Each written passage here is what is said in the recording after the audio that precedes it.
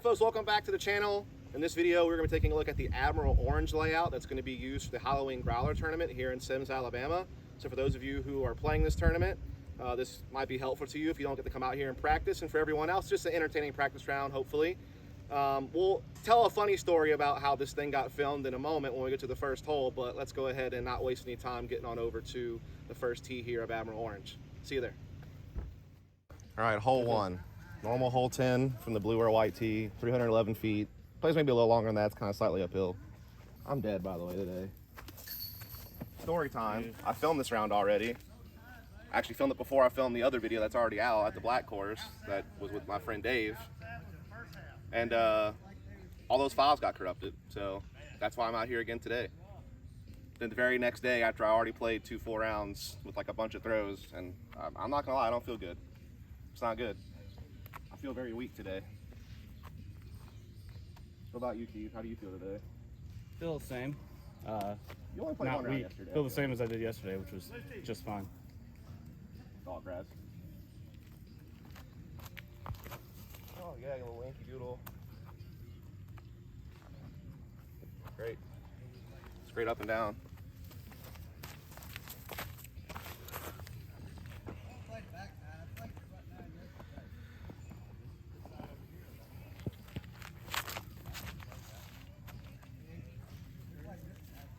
Is that like a new double mando on the left-hand side? Yeah.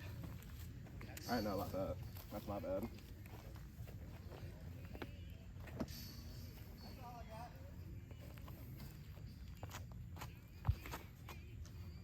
There you go. About as good as it gets for me.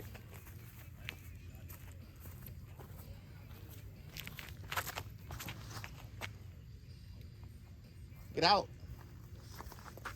Get left. Oh, yeah. Cambogia. Just kidding. That's a pretty easy pitch out. That's where my drive landed. Inside circle 1. Pretty solid start. All right, hole 2, about 275. Plays a little downhill. There's an OB pond to the right, but the OB will actually probably be like that little metal pipe fence thingy that kind of wraps around the pond. I'll show you when we get down there near the green. Just kind of show you where the OB will probably be. But yeah, I mean, kind of got a few different options on this one. I personally like throwing the forehand out wide left, because even if I pull it left too much, at least I stay away from the OB. And if I throw a good shot with the forehand, then I might get a birdie. That's usually how it works, right? Yeah, something like that. Checks out. Throw a good shot, get a birdie. I mean, you could miss the putt because you threw a bad putt after a good shot, and you wouldn't get a birdie. So there are, you know, there's ways.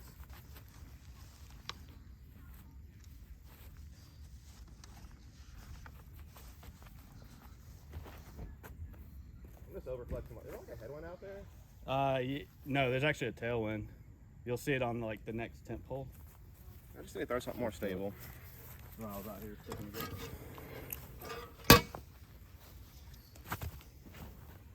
That's a good shot from Keith. If it gets out, Ah, shorted. that's all right. It's not bad. All right.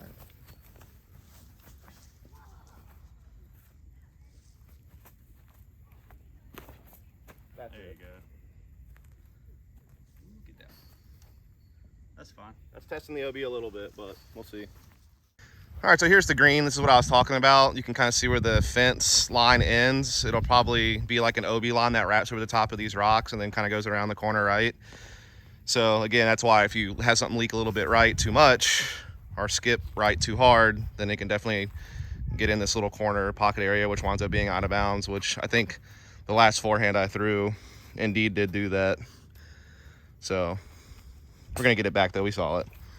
There was a little bit of a headwind out here, so that's why my forehands didn't really come back. So yeah, there you go. That's hole 2 on the Orange Layout. All right, on hole 3 of the layout now. It's just 11 from the red tee, which is about 300 feet. Plays as a par 3 though, instead of par 4, which is really how the hole should be played with this distance. Also, let's have a moment of silence for all the discs that will get lost in this water or have been lost in this water, or that may happen right now. And God bless Chad Snell and Mad Daddy Duds for getting our disc out of that water.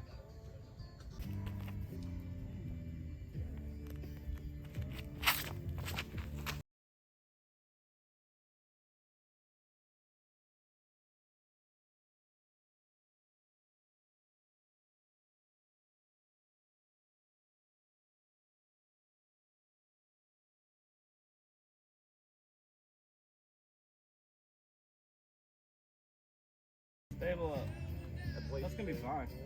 Oh, I mean, I just meant like I didn't at all attack the basket. Like that was just way too Right. safe of a throw. But I just wanted to get one over. All right, so now we're hole 4 on the layout, which is just normal hole 12 from the white/blue tee, like right at 230 feet, a little tight gap shot. A little change of pace after the open water shot.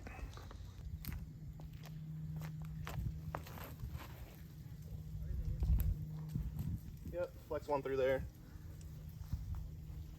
Nice shot. Thanks, bro. All right, now hole 5 on the layout is just kind of an added hole. Basket dead straight ahead. You can either go between these two trees or you can go over the top of the awning of the splash pad / bathrooms. Obviously, if you wind up on top of that awning roof or in there fencing area, that's OB. So, you know, at your own risk.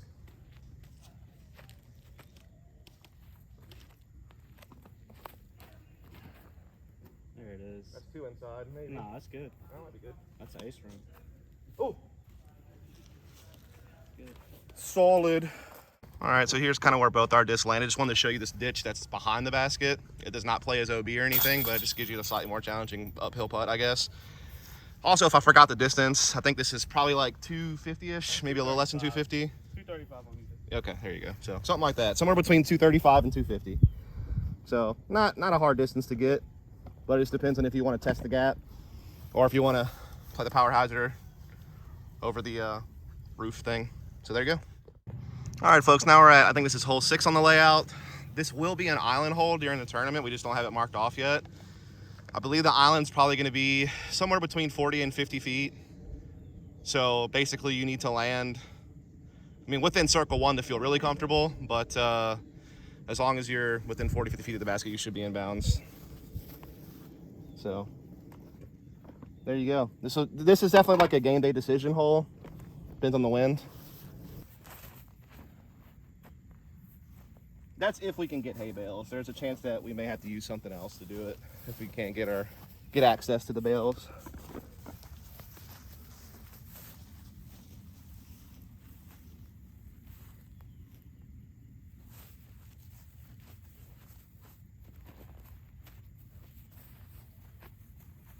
It's all right. That's the right choice. Just a little bit late.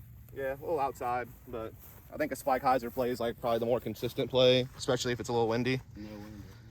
All right, and so the next hole, you're actually just gonna walk towards the playground area from the basket of the hole we just played, towards Pavilion 3, which is like just past this little workout equipment area to the right of the white truck. That's how you'll find the tee for hole 7 of the layout. All right, we're at hole 7. Basket is just through like that Y tree area kind of there, center of your screen. It's kind of a tricky hole because you have to get around those trees to get a putt, but if you push it too deep, you go in those woods and then could be an issue. So you have to really finesse your shot here, I think. And it's about 265 again, distance-wise.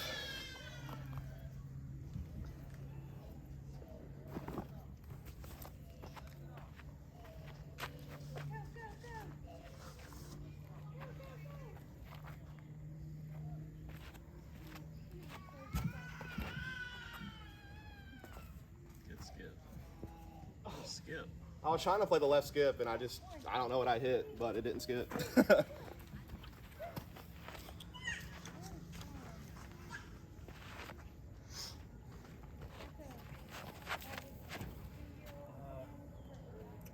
I mean, even if you're short of the trees, you still may have a putt. It's just going to be a tricky one. Whereas if you want like a really clean look at the basket, you kind of have to be, you know, pin high right or left. But again, you bring those woods into play if you push too deep. Will it fade in time?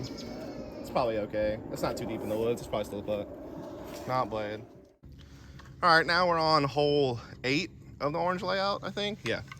And this just plays normal hole 13 on the Admiral from the white blue tee to 80-ish. Kind of a big dog leg right, so it really sets up for a right-handed forehand. It's kind of the most common play you'll see, or a lefty backhand. Backhand turnover or just like a dead straight shot can also work, but it's definitely a little bit tougher to pull off. But even a dead straight shot, if you can get across that set of 2 wooden bridges, you'll still have a long bid at it. No, I turned it too much. Oh God, I got through. See, recently, like, my miss has been letting go of the forehand early, so it's actually a new mistake for me to be doing that, which... Progress? Question mark? I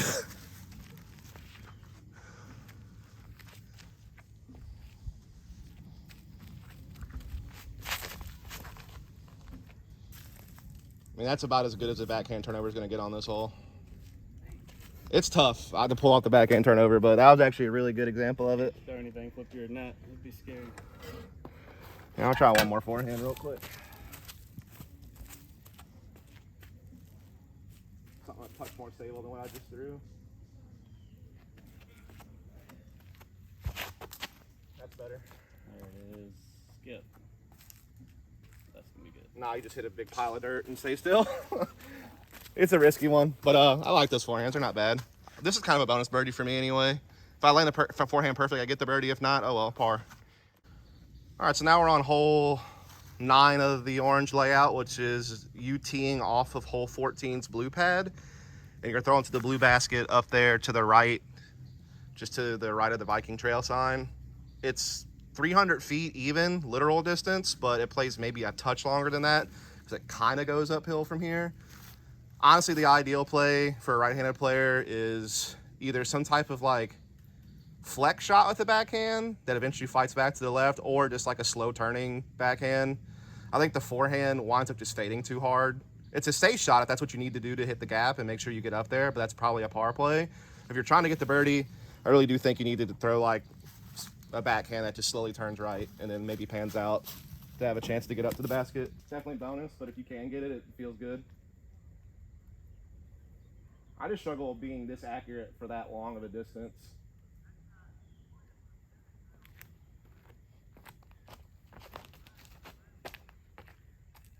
That was a little better. Just faded out a little early, but I can still get up and down for par from there. So this is not really a hole I'm super concerned with. I'd rather just put myself in a safe spot and grab a 3. So this is a hole 10 on the layout. It's just a little 200-foot blind shot down the Viking Trail. It slowly bends to the left, but then it kind of bends back right once you get to the pin, which again you can't see from here, but it's only 200 feet, so it's not far at all.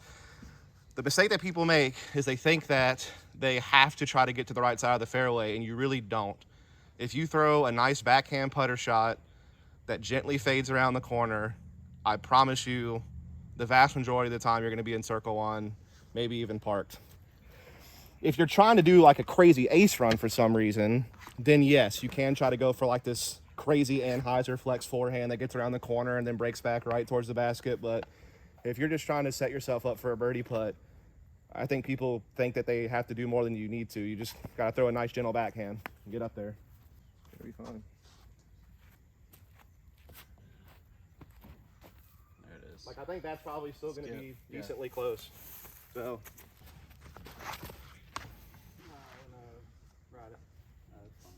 If that skips, that might still be good, but that's perfect. Good. We'll go down there and show you this. So there's that corner that I was talking about beating, and now you can see the basket up to the right-hand side. And we'll go take a look at these backhand results really quickly, just to show you what I mean about how you don't have to do too much here. Again, if you want to do an ace run, you're not going to do it with a backhand. Like, you're going to need a big flexing forehand to get to the right-hand side of the fairway. But as you can see, all of our backhands collected right here, pretty much on this left-hand side. There's the backhands. And all of these are 25 to 30-foot putts for birdie. And if you get a little bit more slide on the trail, if you stay straighter a little bit longer, you can easily slide up. When I played this practice round yesterday, my putters were actually pin high right there on the left-hand side parked. So, yeah, don't have to do too much here. All right, so now we're on hole 11 on the orange layout, which is just kind of further up hole 14's fairway at Admiral. Dog leg right. It's kind of where good drives would land, basically, if you were playing the hole for real from like 14th blue tee or something like that. I don't know the actual distance. It's hard to get a literal distance, but I think it's probably somewhere between 240 and 260. It's hard. It's just hard because the basket's blind from the tee area to get like a proper measurement. So yeah, sets up really well for a forehand. Or if you throw like a straight backhand, you could maybe still get the circle too, but you really kind of need something that moves right to give yourself a chance at birdie.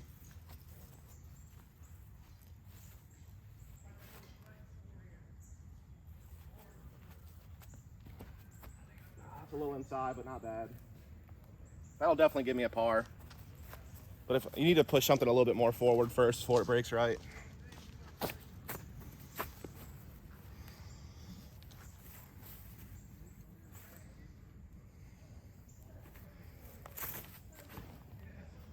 That's a solid backhand turnover from Keith. That's a really technical shot. It's very hard to get that, but man, that was beautiful.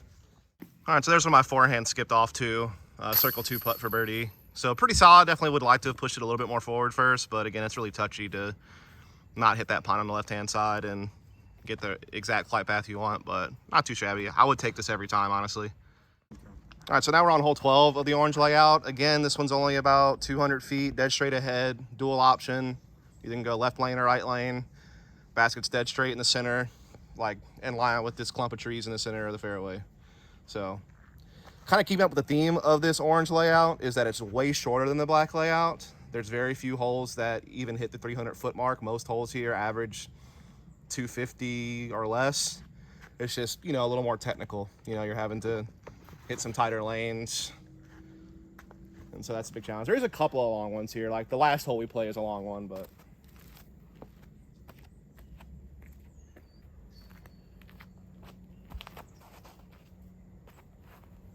a little nose up and a little short, but I'll still putt.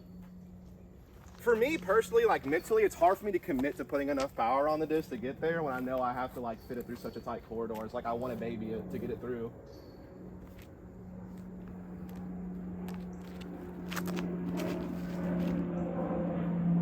Right power is too low.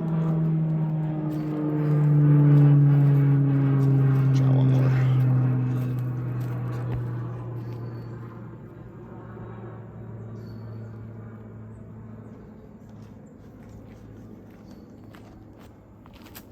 That's good. So I'm gonna chuck up to a fairway, so I feel like I won't have to really bully it. Yeah, I've been throwing like putters. I threw a Suspect and then I just threw a Glow Envy. And they'll get there, but like you said, you have to kind of power it to get there. So a nice down-tempo fairway. That's not a bad play. Well, it's gonna be deep, but Yeah. I'm just not good at down-tempoing discs. That's why I don't do it. But I mean, that down-tempoing a mid or a low-speed fairway could be a decent play here. Just more ground action you got to worry about, though. Yeah, so like I said, the first one I threw kind of babied it, so it was short. So I just really wanted to make sure that I hit the gap and got through the lane. The other one where I actually threw it more confidently with proper power, I parked it, so good stuff. All right, so now we're on hole 13 of the layout. It's just further up the fairway of normal hole 15. yes. Because we played off of 15's blue tee for the first hole, or the hole we just played. So this one, another dual option fairway, left or right, Bassett's dead center of the screen, behind the path, well, not quite dead center of the screen, but just past the cluster of trees in the center.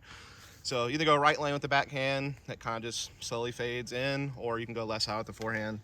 Reverse for your lefty players, obviously.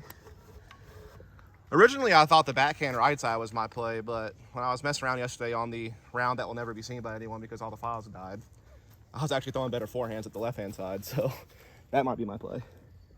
I'll try both. Usually, like on Admiral in general, the right side's always better, but the way this tee pad is set up, the left is almost just as good as the right, so. Perfect split fairway. Exactly, yeah. Some of the other holes on this course, though, it's like left, like feels like it's there, but it's really like the worst option. It's a lot tighter. But this one, you know, it feels pretty good.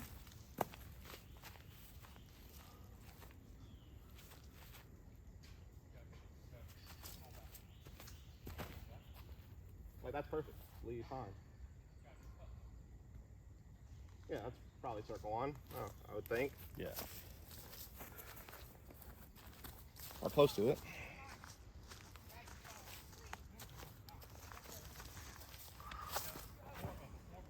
Great throw from Keith. Perfect. Probably deep, though. Ooh. All right, so now we're on hole 14 of the Orange Layout, which is just hole 16 from the white and blue tee, 260 feet. Dead straight ahead. Pretty routine hole, but what I will say is, A, the trees right off the tee kind of get in your head sometimes. And 2, there is like a pretty big collection of trees to the right-hand side of the basket. So those can sometimes eat you up if you flex one a little too much. I kind of like the flexing backhand a little bit, but again, if you get caught up on that right-hand side, it can get kind of nasty. But usually, if you just don't hit first available and get a little bit of progress at the fairway, you can usually scramble for par, even if you do get stuck in there.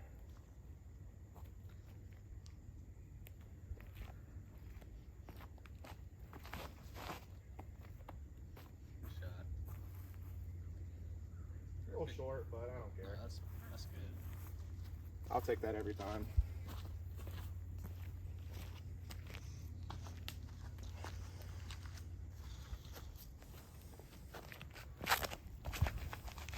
Oh, that's good. That's good. It's almost pin seeking. There's my mids right there. Circle 1 putt right there. First one I threw, parked. Good stuff. All right, so now we're on hole 15 on the Orange Layout. It's just south of 300 feet, dead straight ahead. You can see the basket there on the left side of the fairway.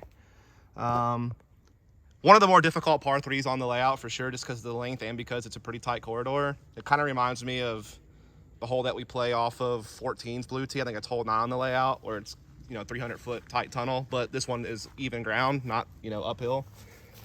But yeah, really just need to throw something as dead straight as you can. Dead straight or flex backhand? Yeah, you can't throw a flex backhand, but the problem with the flex backhand is there's like this second pine tree just past the first one in the middle of the screen. The one just past that, you can kind of catch that if you try to flex one. Also, I would say, I think the left lane is probably the easier lane, but the right lane is there if you want to throw it. You should cut it in a little bit. Yeah, really, like the T sign and like the bushy area behind the T sign is kind of like where I want to throw a disc. So that's kind of the tough part of it. But yeah, something that like slowly turns or just rides dead straight. You just don't want to fade too left and like get in the woods left early. That's like a pitch out and you're probably bogeying. But if you can just stay in the fairway and make a decent amount of progress, the par's not too hard to get. It's just parking it for birdie can be tough.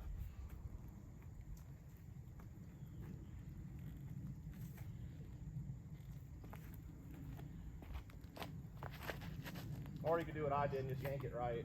And, well, wasn't the right disc for that, but it was a good shot. Yeah. If it was the right disc. It's the right disc. I just need to put it on hyzer.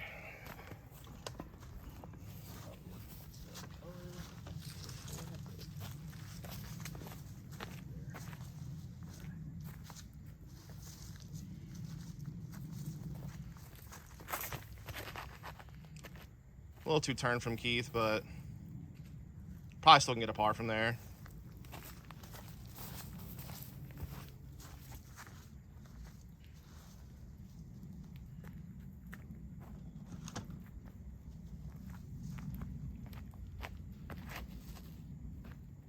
That was that flexing backhand, but still faded out a little too much. But I think I made it far enough up the fairway that I should be able to scramble for par from there. All right, now we're on hole 16 of the Orange Layout. It's just further up normal hole 17's fairway. This is a similar distance to the shot we just threw, about 285-ish, maybe closer to 300, something like that. Basically, you just got to throw something up that right lane. The right lane's pretty wide, so if you can just throw something that stays straight for a good ways and then eventually fades to the basket, that's kind of the goal. But yeah, again, another technical shot and a decent length.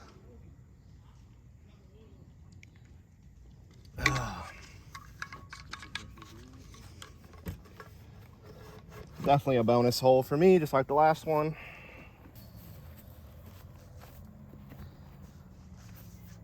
Too much turn. Nearly it. Still a good spot to get up and down for par.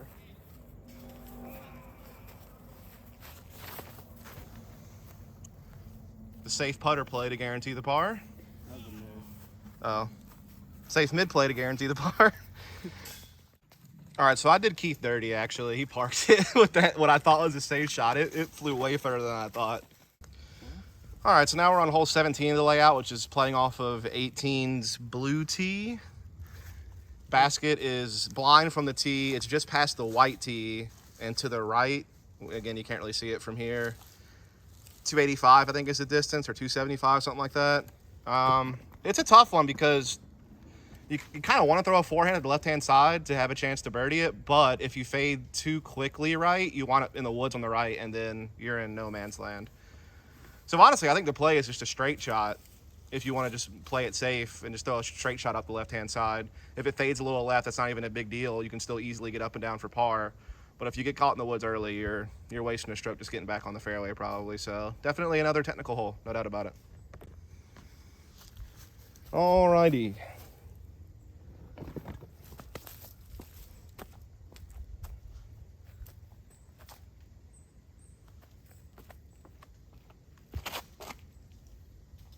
Probably not too much.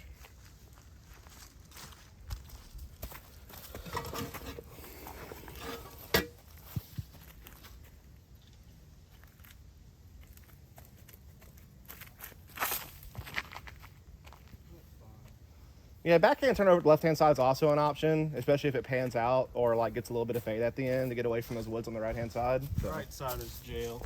I mean, both sides are jail, really, but right side's There's less definitely jail worse. on the left. I would say because right side's worse, yeah. left side jail ends.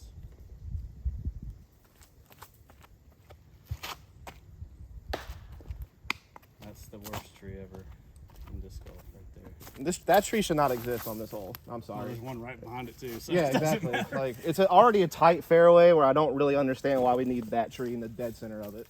So now we're further up the fairway. You can pretty easily see the basket there on the left side of that pine just past the white tee. My first forehand is actually like right there, the step out forehand pitch up, so it probably could still save par from there, honestly, but just wanted to give you a look at the basket. All right, final hole of the layout, hole 18. It's just hole 18 from the red tee, 580 feet. I think it plays as a par 4. I think it's actually the only par 4 in the tournament. Every other hole's a par 3, I'm pretty sure. I stand by the fact that I think that this is harder than playing 18 from white tee. But that other basket's way too close to the white tee for it to be usable. So yeah, we're playing from the red tee. It's just the gap on the red tee, I think, is way smaller than just playing the right lane from the white tee.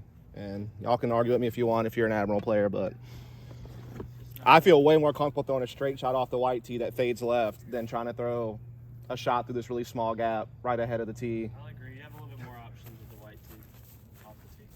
You just have a bigger lane to play the hyzer backhand. More shots. This one, like, you pretty much have to just hit a dead straight shot through that gap on the left-hand side, or throw something at the corner and have it turn off of it and then get down the lane. It's a tough one. Definitely the hardest hole in the whole tournament, probably. 18's always a bummer at Admiral, no matter which tee you're playing from, I think. Especially it's a par 4 from the red tee. Makes it even harder. Did it, though. I did. Great shot. See, I kind of throw something understable at the corner and try to have it turn off of the corner into the gap. It's kind of my play. That's where I found the most success, other than trying to throw dead straight at it. A little too much turn on Keys, but it still gets up there a ways. Can scramble from there. Yeah, so since this is a par 4 and it's longer, we'll actually show you some approach shots. My disc is just up here on the left corner. That's the problem with this, is even if you get through that gap, if you fade left, you wind up still in the woods. So you have to have something that plays really straight. So at this point, all I can really do from there is just kind of maybe throw some kind of crazy spike hyzer type thing and hope that I can just get some forward progress and set up the par.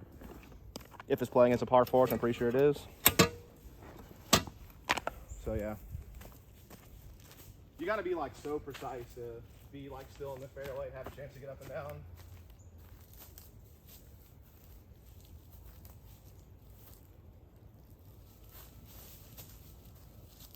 But that's pretty solid. From there, I can probably throw an up shot for Har. Key's out of frame, but you'll see his disc maybe.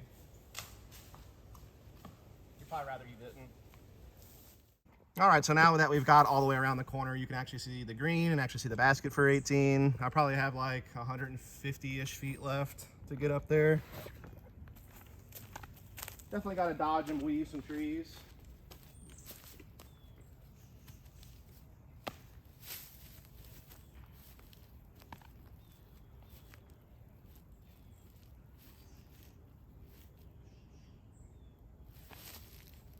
Yes, sir. I'll do it. Go in. That's a par.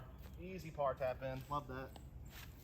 At least I finished strong. I really did terrible the last couple holes, but this one I at least did something on. All right, folks, that's going to do it for this video. Hope you enjoyed it. If you're playing the Growler tournament, I hope that you found this helpful. If you want to play Admiral Orange course, you need to get to come practice it.